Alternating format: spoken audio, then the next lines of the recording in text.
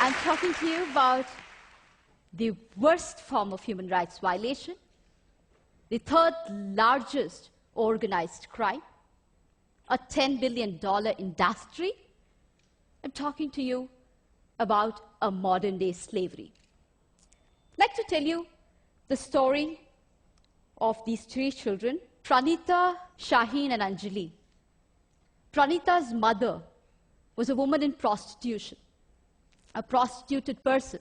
She got infected with HIV, and towards the end of her life, when she was in the final stages of AIDS, she could not prostitute, so she sold 4-year-old Pranita to a broker.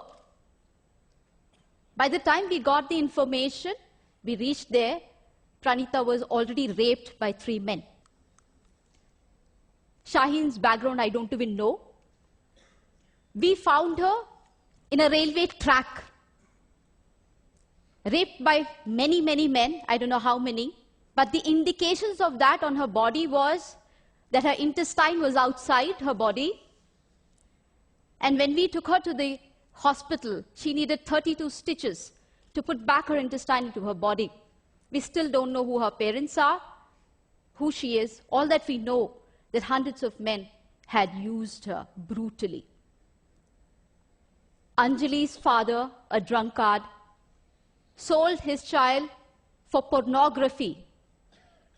You're seeing here images of 3 years, 4-year-olds, and 5-year-old children who have been trafficked for commercial sexual exploitation. In this country and across the globe, hundreds and thousands of children, as young as 3, as young as 4, are sold into sexual slavery. But that's not the only purpose that human beings are sold for. They're sold in the name of adoption, they're sold in the name of organ trade, they're sold in the name of forced labor, camel jockeying, anything, everything.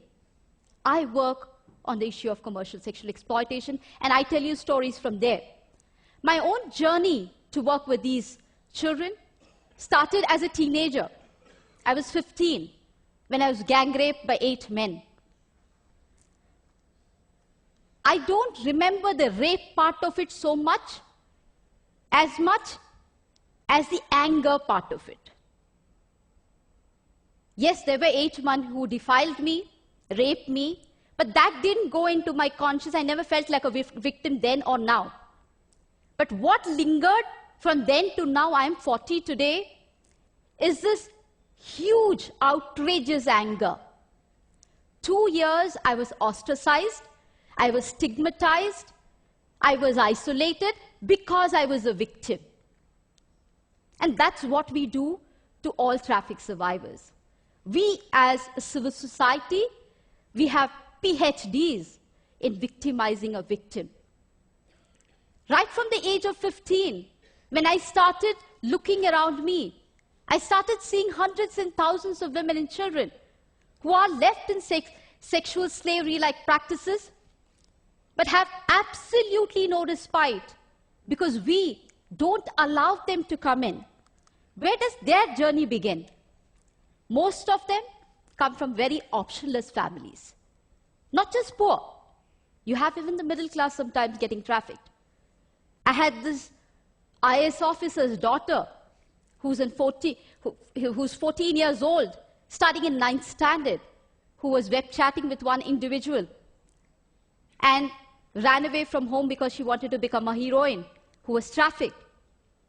I have hundreds and thousands of stories of very, very well-to-do families and children from well-to-do families who are getting trafficked.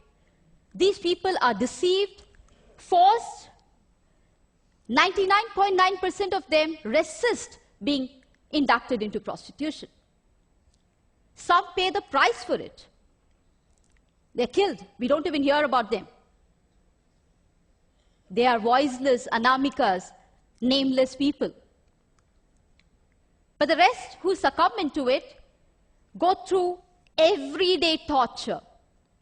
Because the men who come to them are not men who want to make you your girlfriends or who want to have a family with you. These are men who buy you for an hour, for a day, use you, throw you. Each of the girls that I have rescued more than 3,200 girls. Each of them tell me one story in common. One story about one man at least putting chili powder in her vagina. One man taking a cigarette and burning her. One man whipping her. We are living among those men. There are brothers, fathers, uncles, cousins, all around us. And we are silent about them. We think it is easy money. We think it is shortcut. We think the person likes to do what she's doing. But the extra bonuses that she gets is the various infections, sexually transmitted infections, HIV, AIDS, syphilis, gonorrhea, you name it, substance abuse, drugs, everything under the sun. And one day, she gives up on you and me because we have no options for her. And therefore, she starts normalizing this exploitation. She believes, yes, this is it. This is what my destiny is about. And this is normal to get raped by 100 men a day. And it's abnormal to live in a shelter. It's abnormal to get rehabilitated. It's in that context that I work. It's in that context that I rescue children. I've rescued children as young as 3 years, and I've rescued women as old as 40 years. When I rescued them, one of the biggest challenges I had was, where do I begin? Because I had lots of them who were already HIV infected. 1/3 of the people I rescue are HIV positive. And therefore, my challenge was to understand how can I get out the power from this pain. And for me, I was my greatest experience. Understanding my own self, understanding my own pain, my own isolation was my greatest teacher.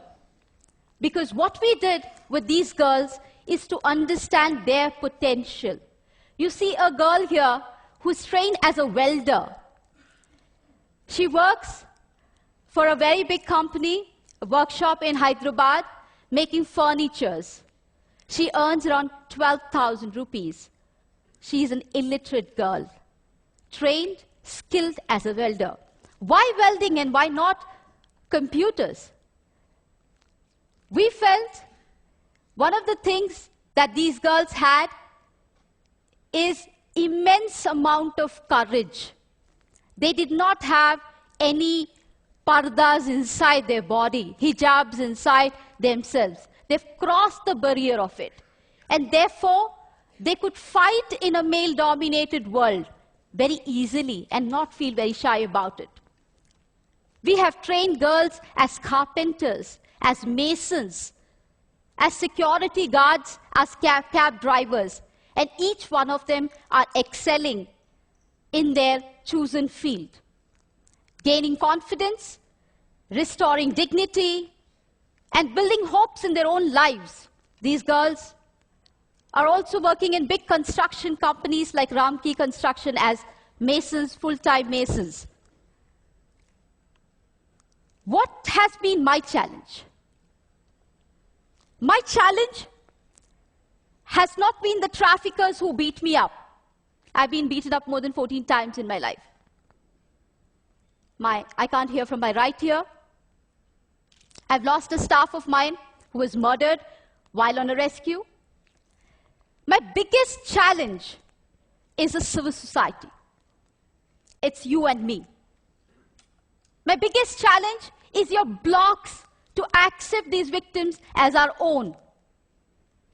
A very supportive friend of mine, a well-wisher of mine, used to give me every month 2,000 rupees for vegetables. When her mother fell sick, she said, Sunita, you have so much of contacts. Can you get somebody in my house to work so that she can look after my mother? And there's a long pause, and then she says, not one of our girls. It's very fashionable to talk about human trafficking in this fantastic AC hall. It's very nice for discussion, discourse, making films and everything. But it is not nice to bring them to our homes. It's not nice to give them employment in our factories, our companies. It's not nice for our children to study with their children. There it ends. That's my biggest challenge. If I'm here today, I'm here not only as Sunita Krishnan, I'm here as a voice of the victims and survivors of human trafficking. They need your compassion. They need your empathy. They need much more than anything else, your acceptance.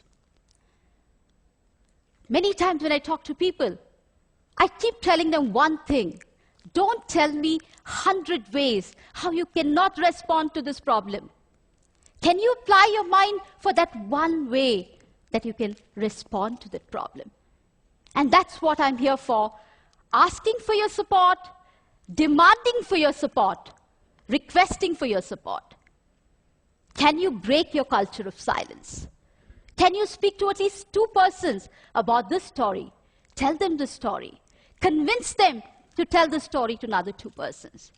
I'm not asking you all to become Mahatma Gandhis or Martin Luther Kings or Medha Patkars or something like that.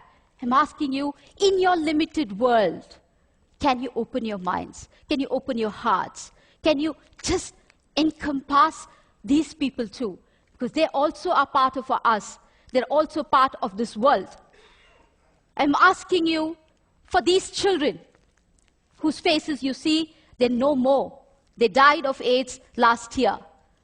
I'm asking you to help them accept as human beings, not as philanthropy, not as charity, but as human beings who deserve all our support. I'm asking you this because no child, no human being deserves what these children have gone through. Thank you.